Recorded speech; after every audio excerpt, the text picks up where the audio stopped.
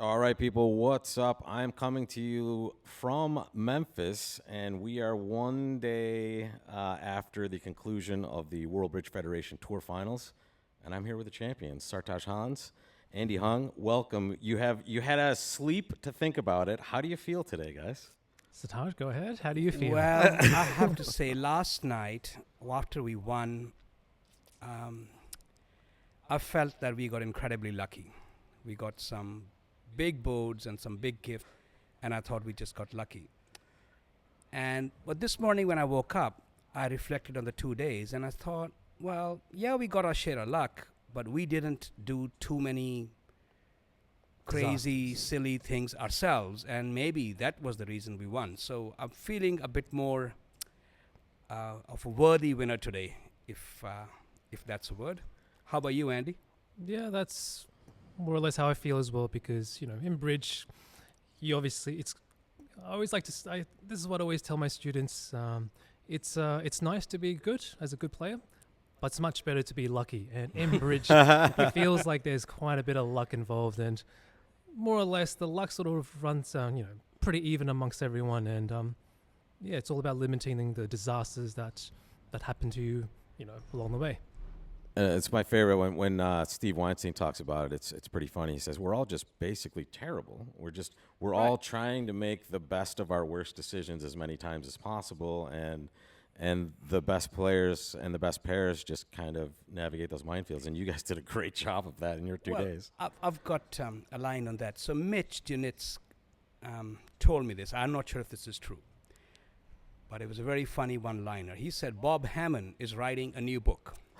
Yes. And the title of the book is I'm Bad, You're Worse. Yeah, exactly right. I love that line. To me, it shows what bridge is all about. But I also echo Andy's point, which is, sometimes you have a good run of luck, sometimes you have a bad run of luck. It all sort of evens out in the long term. Yeah, it was a bit unexpected as well, because, at the end of the first day, we were...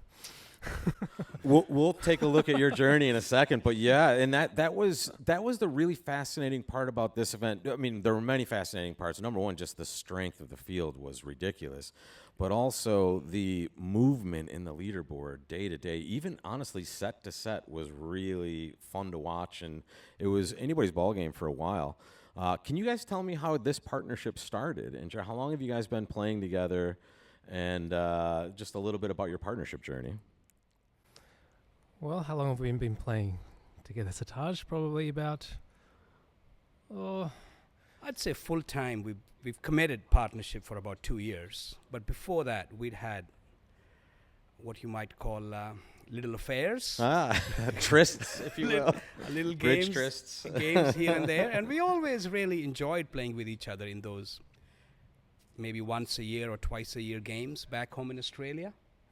Yeah, it all, I guess, started off with 1 year when in Australia we have the open team trials every 4 years. It's normally teams trials, but every 4 years it's a pairs trial. And Interesting.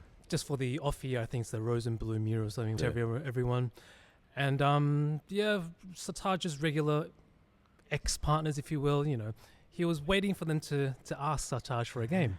I mean, Sartaj wasn't intending to play, but he said, it's nice to be asked, whether I say yes or not, but I want to be asked. And two of his ex-partners just did not contact him, and they had arranged other partnerships.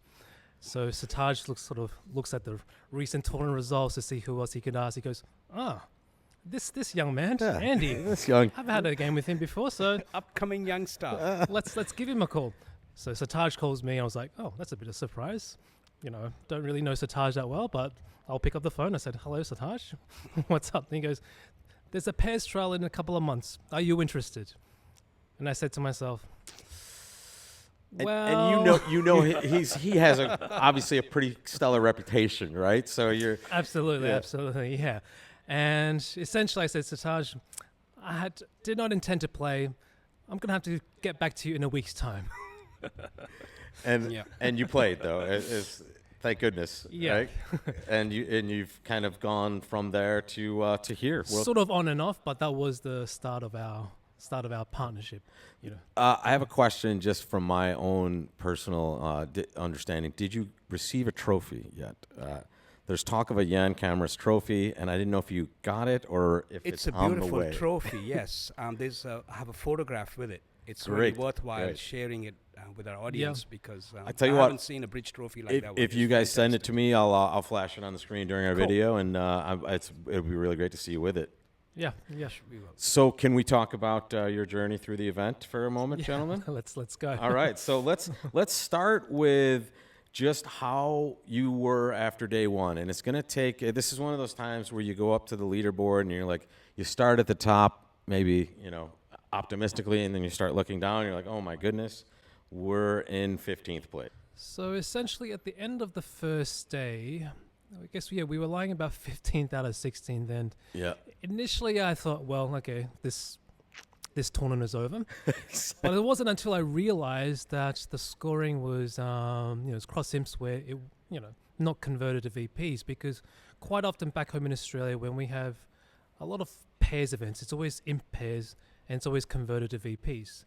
And once half of the tournament is done, if you're lying towards like second last, it's very, very difficult to catch up. But in cross imps, it seems like we were still potentially alive, Yeah. And I guess that's what happens. And And in fact, we can take a look at rounds 4 through 7, just starting that slow climb up the leaderboard, and up to 12th after day one. And this was an interesting event, kind of a grind in a way, almost like a pair team event, because you're playing 6 boards against each of these really great pairs, and then you're on to the next round. This is quite interesting. At the end of the first day, the pair that won, which is us, were 12th. Yep. The pair that came second were 15th, which is our teammates Michael and Nabil. And the pair that came third were 11th. Yep. Yeah, bridge can be a very volatile game. And that's what we were remarking on as we were watching. We just couldn't believe after not just these sets, but just after a few boards, the leaderboard was just completely different, except for maybe the tops and bottoms. To be honest, we weren't really checking the score. Were you? Were you checking the score on the last day? Not really, no. I didn't check the scores at all. The only time I checked the score was after that big set after the penultimate round. Against the Pepsi and and Barras, yeah. And then I just looked at the score, and there we were at number 1, and I just couldn't believe it. And we had the last 6 boards to play against Versace and Samantha. And did you see where they were? Or did you not know they were second? I did not know that they were Yeah. second. I sort of agreed, on the dinner, after the first night, we go, all right, tomorrow, it's a new day. Let's just play bridge. Let's not even look at any results and just don't get affected emotionally or anything from the results. And that's a great segue, because look at your results after the first session of the second day up to 4th. And this is just a really big set by you guys. You charged up this entire day. And let me show you the scores from this day. Here you go.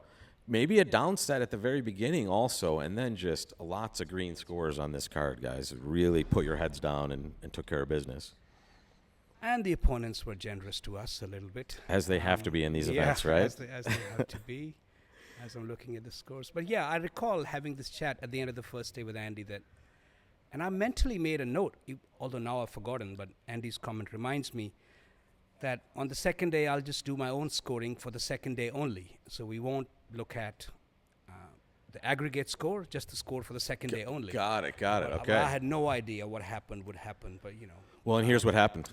There is the final result, folks. And by some distance, the champions, Hung and Hans, right next to us right now, folks. And you see one of your country mates and a Kiwi. Well, they're our frequent in second. teammates, Yes. Michael Wibley and Nabil Edgerton, and we love playing with them and being together, hanging out with them.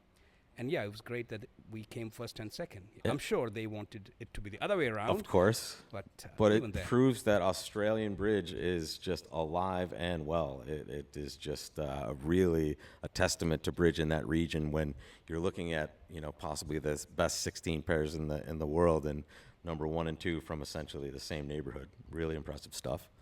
You want to take a look at that last day, guys? That last set, actually. Cover some hands from the last set. Yeah, sure. let's Andy take had a a look. couple of hands in mind. And if you think that this was a surprise, just take a look at that scorecard, folks. Kind of not much going on in that first set, and then like a little bit of a chunk loss against the Italian pair, but then a huge set, and your penultimate set, essentially. You were, I think you might have been in fourth or fifth at some point, and then just charged up to essentially first after this, or very close to it. And then you just had, I don't know, Versace cemented to deal with in the last part of this. Did you have any boards you wanted to take a little peek at here, guys? I mean, there was a couple of interesting boards. I mean, like as Sartaj said, sometimes you really just need the gifts. And I thought, starting from board 10, that's where, I was mentioning to Sartaj where it felt like from this board onwards, from Zia's book, whether you're in Heat 1, Heat 2, and Heat 3, it felt like I was in Heat 1 where whatever decision I made, it just turned out to be gold. Where our opponents opened a pretty normal 1-no trump, strong no trump, pass to me. And, my options were either to double for penalties, which could be a bit scary because if that gets left in, partner almost certainly would lead a spade because I've got a singleton.